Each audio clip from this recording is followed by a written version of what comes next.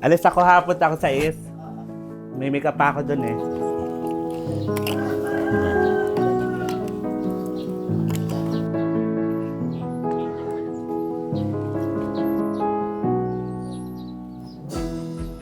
Mula pagkabata, lumaki siya na hindi buo ang kanyang pamilya. At dagdag pa ang kahirapan para maaga niyang matutunang magbanat ng buto at buhayin ang kanyang sarili. Sa tulong ng kanyang talento sa pagmi-makeup, itinaguyod niya ang kanyang sarili at makapagtapos ng pag-aaral. Ako si Ate Roslyn. Samahan ninyo ako at kilalanin natin si Rogen na sa kabila ng hirap ng buhay ay patuloy na lumalaban para abutin ang kanyang mga pangarap. Mga kwento na may pagmamahal sa kapwa. Mga kwento na may puso para tumulong. Mga kwento ng pag-asa. Ako si Ate Roslyn at ito ang real life stories ng bawat Pilipino.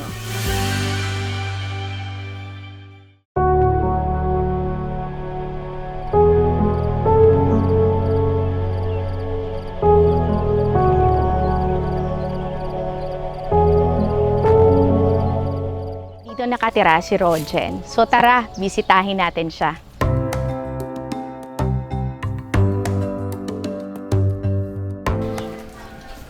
Hi!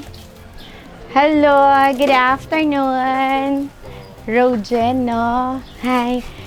Roslyn, you can call me Ate Rose. So, kamusta ka ngayon? Okay naman po, kapapahinga lamang po sa racket.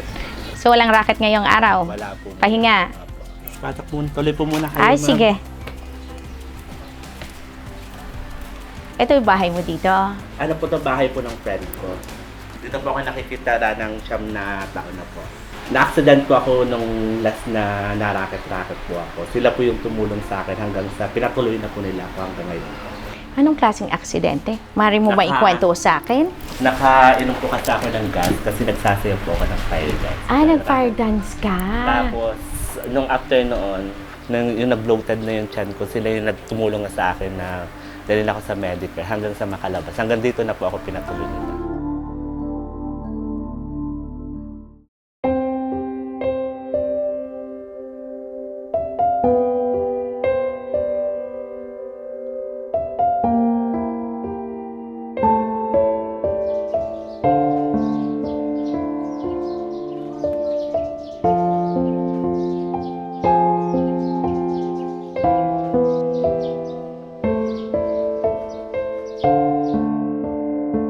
Rogen, balita ko, mula bata ka pa, rumaraket ka na para buhayin ang sarili mo. Opo. Nung third year po kasi ako high school, meron po kaming nanay-nanayin, kumbaga pinakamatandang beke sa amin. Kumbaga, pinapasok namin po, marami po naman kami, pinapasok namin yung 7th birthday, nagka-clown clown, yung pinipinturahan namin yung katawan namin. Laban na po sa 100, yung, kumbaga mag-show ka lang po ng kakemehan. Kumbaga po, nung third year po kasi ako, kailangan ko po talagang i-survive yung sarili ko kasi nga, kitang-kita naman kasi yung estado ng pamumuhay ng aking magulang, na aming pamilya po, na talagang nag-stop ang kuya ko ng trabaho sa bakery para magtuloy lang ako ng high school. Tapos parang critical na ipagpatuloy ko pa yung high school kahit po, ang layo po kasi nung bahay namin.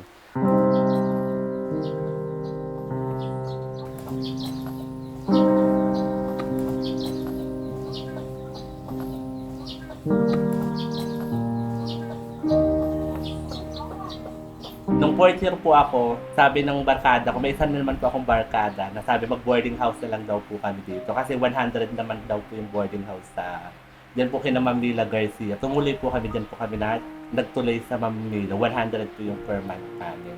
Tapos, naglalaban-laban na lang kami ng barkada ko, taga-Tampu naman po siya. Mas malayo po yung area niya sa akin. Then, doon sa kanilang kumbaga, yung pag-aaral ko po is talagang kung kanino na lang po ako napunta para lang makasurvive ako ng high school. Then after po nung nakatapos na ako ng high school, nag-attempt na po akong magkabila. Then, What do you mean magkabila? sa kabilang na po ako, nag-Manila na. Sa Manila, Cavite po lumuwas ako ka na. Opo, lumuwas na po ako.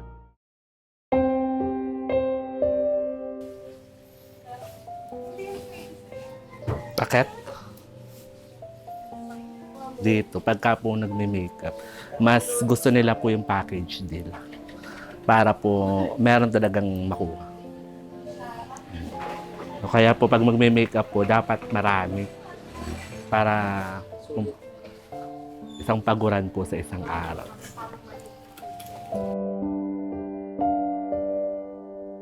Lumas po ako ng Cavite. May cosmetology po doon na ino-offer. Pero may bayad po siya. Which is, nag-enroll po ako doon. Then after po nung nag-enroll ako doon, nakatatlong buwan po ako ng pagpasok kasi 6 na buwan po kasi siya. Natapos ko na po yung beauty care. Ang sunod po sana noon ay yung mga manicure. Then after po nun, sa hair naman po. Ngayon, hindi ko na po natapos yun. Bumalik na lamang po ako dito kasi kumbaga hindi ko na po nakita yung magandang buhay ko dun sa kabila dahil hindi ko naman po natapos. Kumbaga umuwi ako dito dahil magme-makeup po ako ng Miss Paluan.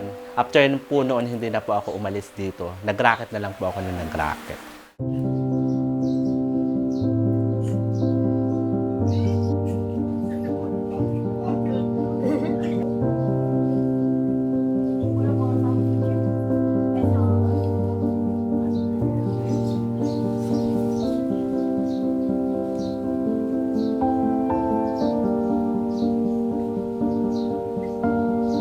Kami pong mga Becky kasi po, may mga listahan kami ng events na taon-taon. Ngayon, pagpasok po ng January, piyastahan po yun eh. Piyastahan po ng Isuzu. So, possible na itap ka o hindi, o kaya tumap ka sa director doon para makakuha ka ng slot ng pag-handle ng candidates. Then pagdating po ng February, dito naman po sa high school, JS po. Possible na mag-choreo ka ng kotilyo nila o kaya mag-handle ka ng mga bata na padadamitan. Ganun po. Then, March po, piyastahan ng parokya naman po. Lahat, kumbaga sa mga simbahan po. Then, kada may ganap dyan mga muse. Kasi po dito talaga po sa Paluan, local artist lang po yung tinatap nila. Bawal po silang kumuha muna ng priority po nila. Support yung local sinusuportahan artist. Po. Then, after po noon, ng April, piyastahan pa rin po ng Tawid Dagat, Ignuno, Kalangigan. Then Mayo po, ito dikit-dikit po ngayon ng Sagalahan, tapos piyastahan po ng iba't ibang barangay. June po, ang pinakalas na piyastahan, which is minsan maganda pagka hindi na bagyo kasi dati po bagyuhan ng June. Tapos yung may piyastahan pa naman po noon ay walang covered court. Kaya minsan hindi sila nagpa-pageant. Minsan nagpa-pageant sila pagka maganda yung panahon. Pagdating po ng July, may racket-racket pa rin po ng July, kaya lamang po mga para-parada. Hindi po kasi katulad yun nung dati talaga, na talagang alam mo na kung saan ka talaga pupunta po. Alam mo pumapasok bago mag-pandemic, alam mo na kung saan ka dadalhin talaga. December pa lang, ay, papasok na tayo ng Isuzu. Kasi kailangan nila ng full-time. Nagbago po yun sa akin ngayon dahil po nag-aral na ako.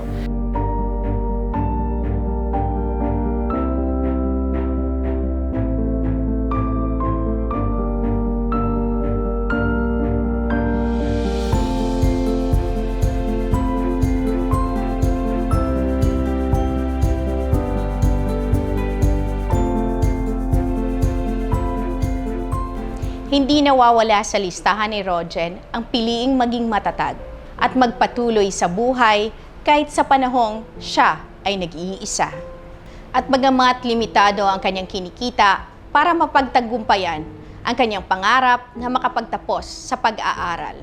Talento ang kanyang puhunan para sa mas makulay na kinabukasan.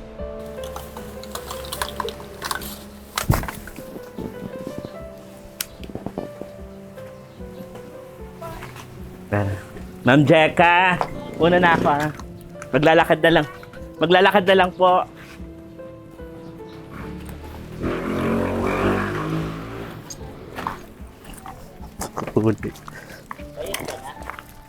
And pagkatapos pa po ang bayad. Paano mo kukunin yung bayad? Tatawag na lang po sila. Hindi po, pupuntahan ko na lang po. Kasi yung tatay niya po ang magbabayad nun. Yung dalawa po kanina, meron pong bayad na. Magkano? 1,000. 500 pang per ulo po kasi.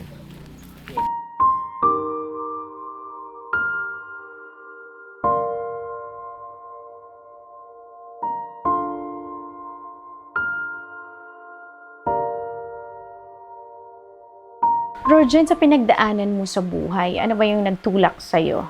Nagtatak sa isip mo na kailangan ko maging independent, kailangan ko mag-survive sa buhay, na yun ang nag-push sa'yo. Ganda yan, ito po yun kasi.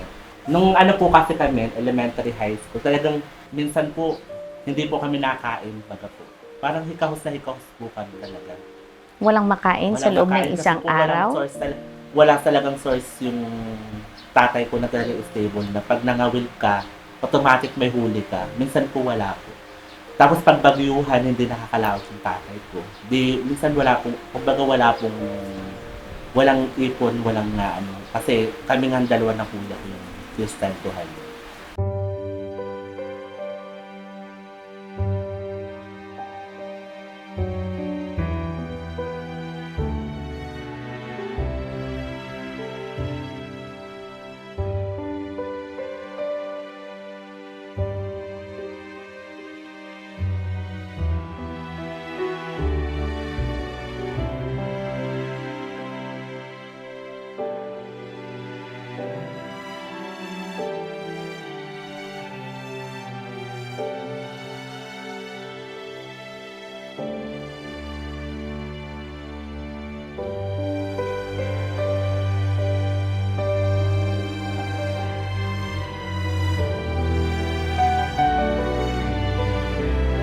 Dumating yung point talaga po na parang elementary po ako nung na nahingi po ako ng bigas sa mga klase ko na parang may iuwi lang po.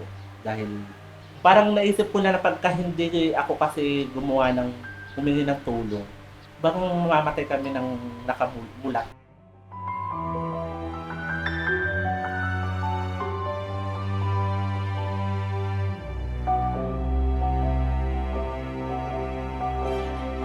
Buhay pa naman po ang tatay ko.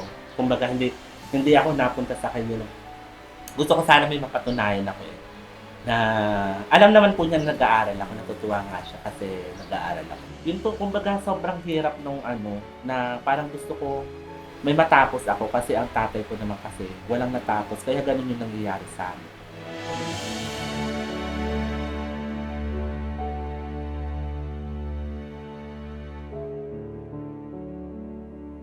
A small retail store owner is running out of stock on cattle items frequently. This disrupts customer service and leads to the sales. What feature of an inventory system would be most helpful to address this issue? Retail store is out of stock. So, Rogen, pwede mo ba ikwento sa akin bakit mas ginusto mo na tutukan yung pag-aaral mo? Kasi nung nag-hit po yung pandemic, kumbaga nawalan po kami ng kita, kumbaga nawalan ng gana yung mga freelancer. Ngayon, naisip ko yung future ko na paano kung mangyari na hindi matapos yung pandemic, saan kaya ako pupulutin? I-push ko na lang po yung pag-aaral ko kasi mas doon may possible, hindi possible, talagang posible po talagang makakuha na ako ng stable job after kung makakuha ng diploma. Kumbaga may kapayapaan yung kaisipan ko na after ko makagraduate, meron na akong magandang bukas. Kumbaga, tatanda ako possible na mag-isa kung sinasabi nga nila na pag ikaw ay walang asawa at walang tatanda ka mag-isa. Pero gusto ko lang, seguridad ko lamang talaga is hindi po ako yung pabigat pagtanda ko. O kaya gusto ko sana yung may stable na talaga akong pinagkukunan ng Income mo? income ko po. Pang-araw-araw na gastos? If ever na dumating man na nga yung pagtanda ko, kumbaga maging pabigat man ako, hindi ganun kabigat dahil kumbaga may mga source ako na pwede lang pagkuhanan. Kumbaga possible kung magkatrabaho man ako ng maayos, nakaipon na ako, hindi na ako yung ganun.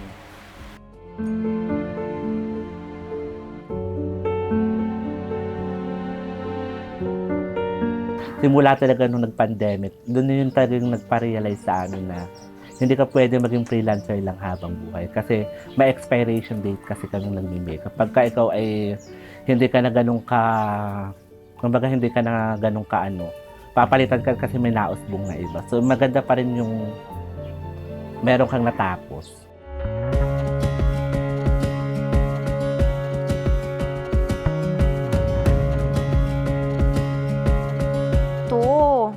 Ito yung pangrampa.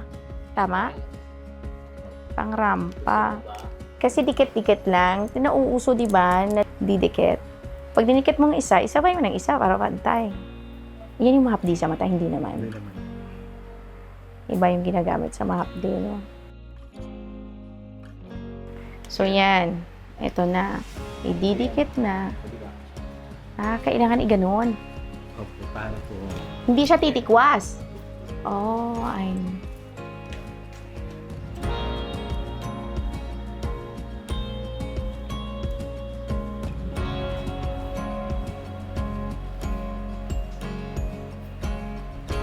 Pero hindi naman to siya yung pagdidikit, mahihirapan ka ng tanggalin. Pag niligo ko to sa dagat o sa swimming pool, pag ahon ko ba, buo pa? Hindi po. Ay, hindi na, tanggal na. Yung pala. So, kailangan, kung may pilik mata ka na ganito, bawal ka. Pang ano lang po ito eh. Kumbaga, fault island. Pang event lang po ito. Pang event lang, hindi siya pwedeng. May event naman, swimming, night swimming, o Yung mababasa po ay. matatanggal. Ito, yung mga gamit mo na nandito ngayon, ito galing rin sa mga racket mo? Opo. Kumbaga po, naipon na lang po siya kada...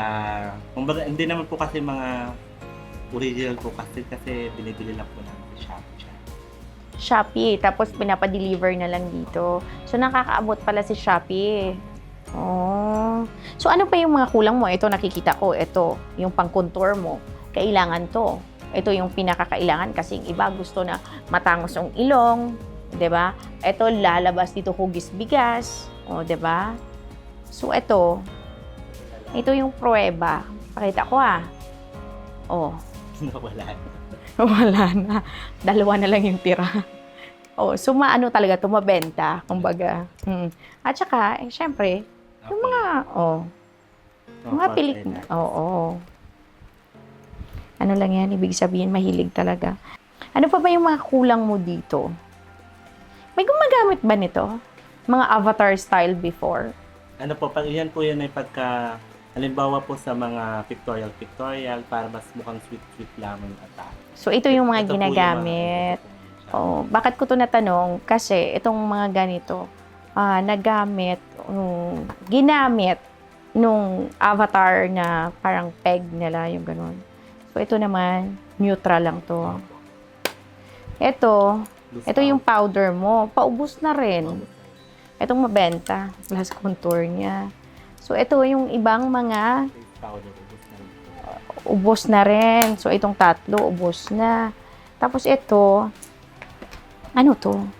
Parang baka may eyeshadow ulit. So, Rogen, nakikita ko sa iyo na kahit gaano kahirap ang buhay, laban ka pa rin. Dumidiskarte ka. Hindi ka umaasa sa iba na kaawaan ka or something ganon. Ang gusto mo na tumayo sa sarili mong paa. At sabi mo nga, gusto mong may patunayan sa tatay mo bago ka bumalik sa kanya. So kung ano man yon yung gusto mong patunayan sa tatay mo, go ahead. Kung ano man yung mga dreams mo, yung mga goals mo sa buhay, alam ko, maaabot mo yon. Kasi nga, sa dedication mo yung paniniwala mo. Hindi ka sumuko malakas ang loob mo. So, yun naman ang importante sa bawat pangarap, hindi dapat sumuko. Dahil pag sumuko ka, wala kang maabot sa dulo. So, bakit namin chinek ito? Bakit ko chinek? Kasi gusto ko makita kung ano yung mga kulang. Kasi nga sabi mo nga, yung ibang kliyente, wala na. So, ibig sabihin noon, pag walang kliyente, walang kita, wala rin pambili ng bagong gamit. So, babalik kami sa Manila, mag-aayos lang ako ng ibang gamit, magpapadala ako dito sa iyo para may maitulong at magamit mo rin kahit papano.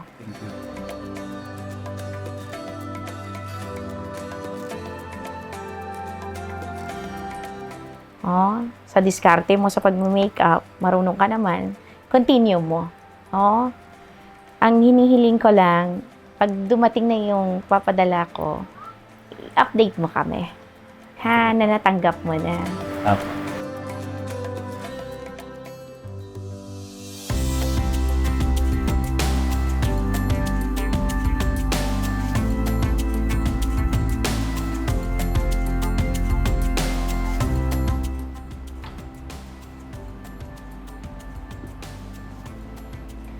nakapamili na po tayo ng mga makeup na ipapadala natin kay Rogen.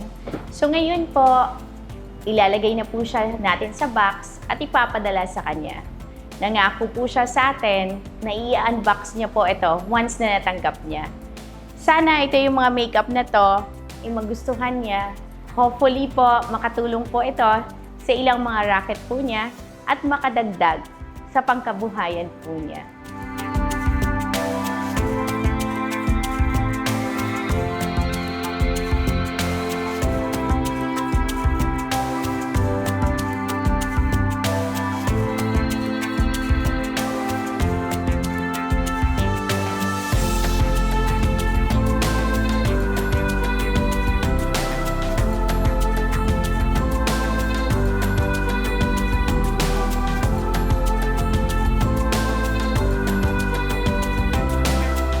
Rogen, ito na yung pinangako namin sa'yo. Sana ipagpatuloy mo lang kung ano yung nasimulan mo.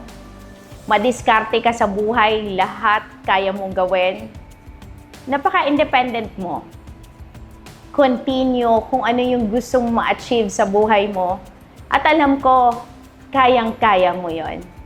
So, good luck sa'yo, God bless, and ingat ka always. Magandang araw po. May na-receive po akong regalo mula sa Roslyn Foundation ng mga makeup po. Kung ano-ano nga po yung mga pinadala sa akin ng Roslyn Foundation. Ito po yung mga laman niya. Ayan. So, first ko pong ipapakita sa inyo is mga brushes po. 2 sets of brushes po. Ayan. Then, meron po dito na bali 3 sets po na eyeshadow palette. Yan. Kita nyo naman po, ang gaganda na eyeshadow palette. Meron din po silang pinadala sa akin na pang-prep po bago mag-makeup. So, ang laki, ang ganda. Oh. And then, meron din po silang pinadala sa akin na pandikit sa pilik mata. Then, syempre, may pilik mata rin silang pinadala sa akin. Then, may pinadala sila sa akin ng foundation. So, bali 3 po siya. Siguro, magkakaibang kulay po siya.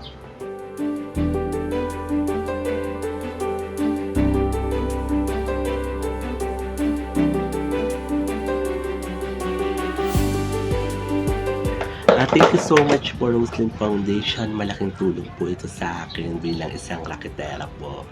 Nawa ay marami pa po kayong matulungan. God bless po sa inyong foundation. Ang real life story ni Rogen ay inspirasyon para sa lahat, lalo na sa mga miyembro ng LGBTQIA+ community na bagamat masalimuot ang kanyang pinagdaanan dahil sa kahirapan at hindi kompletong pamilya para sandigan, ay pipiliin pa rin magsumikap para maabot ang maginhawang kinabukasan. Para sa mga nais magparating ng tulong kay Rogen, maaari po kayong makipag-ugnayan sa tanggapan ng Roslyn Foundation. Ako si Ate Roslyn, at magkita po tayo ulit sa susunod na Sabado dito sa Ate Rose Real Life Stories. Bakit gusto mo pa rin na gawin itong ginagawa mong trabaho? Isa, masaya ako sa ginagawa ko. Pangalawa, ayoko ng tambay. Yung pag nakita kayo, ipinagtatawanan kayo. Pero ang sinasabi lang ng iba, may galit. Oo, may galit, pero wala kang magagawa eh. Ganun yung ano ng tao eh. Kailangan kong gumawa ng isang bagay na hahanga sila sa akin. At pag nakita nilang humahanga sila sa akin, parang magtitwist, mababago yung pagtingin nila sa akin. To inspired na yung mga ibang PWD, nakikita ko na minamaliit nila yung sarili nila.